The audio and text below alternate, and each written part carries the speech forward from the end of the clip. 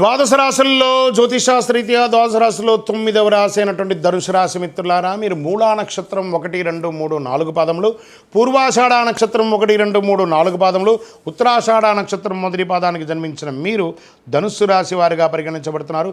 ఈ ఫిబ్రవరి నెల మీకు ఎలా ఉందనుకుంటే శుభాశుభ ఫలితాలు. ధనుసు రాశి చక్రవర్తుల కుజుడు ఈ నెల మొత్తం 7వ ఇంట్లో గడుపుతున్నాడు. 4వ ఇంట్లో శుక్రుడు ఉచ్చ స్థితిలో ఉన్నాడు.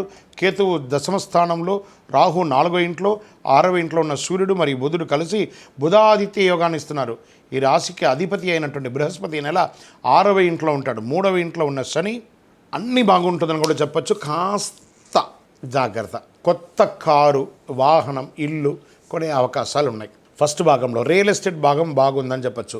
కుటుంబంలో ఉత్సాహభరితమైనటువంటి వాతావరణం కనబడుతుంది. మీ పిల్లలకి వివాహం చేసే ఒక యోగం మీకు వచ్చేసింది. ఈ నెల భార్యాభర్తల మధ్య విభేదాలు తొలగిపోతాయి. ఒకరినొకరు సర్దుకుపోవడం మంచిది. చిన్న చిన్న స్పర్ధలు వస్తూ ఉంటాయి. సమాజంలో గౌరవం పెరుగుతుంది. ఉద్యోగం చేస్తున్న వారికి ప్రభుత్వ అధికారులని సంప్రదించేటప్పుడు సహనం కావాలి. కెరియర్లో హెచ్చుతగ్గులు ఉండే అవకాశాలు 100కు 1000% ఉంది. కార్యాలయంలో పనిభారం పెరుగుతుంది, స్ట్రెస్ పెరుగుతుంది. వ్యాపారాల్లో మిశ్రమ ఫలితం, డబ్బుల యొక్క ప్రెషర్ ఎక్కువ ఉంటుంది. టగ్ ఆఫ్ వార్గా ఉంటుందని కూడా చెప్పచ్చు.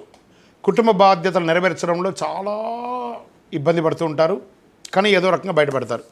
ఉద్యోగం చేస్తున్న మహిళలకు కూడా ఇది ఒక మిశ్రమ కాలం అని చెప్పచ్చు. విద్యార్థులు చాలా కష్టపడి చదవాలి.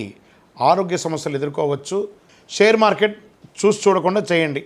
మీడియా రంగం, ఐటీ రంగం, కళాకారులు వీళ్ళకందరికీ కూడా మిశ్రమంగా ఉంటుందని చెప్పచ్చు.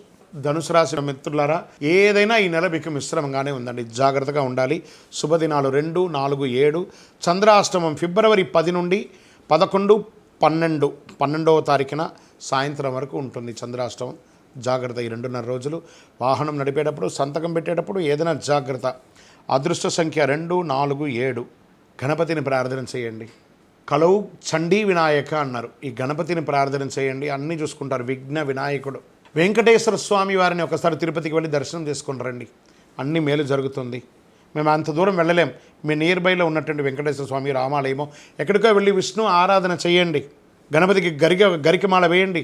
వెంకటేశ్వర స్వామికి ఒక 7 ప్రదక్షిణాలు చేయండి. తుమ్మ పువ్వులు ఉంటుంది కదా, వాటిని సమర్పించండి. శుక్రవారంలో మహాలక్ష్మి అమ్మవారిని ప్రార్థన చేయండి. మీకు ఆర్థికంగా కూడా మెలుగు కావాలి. విజయోస్తు.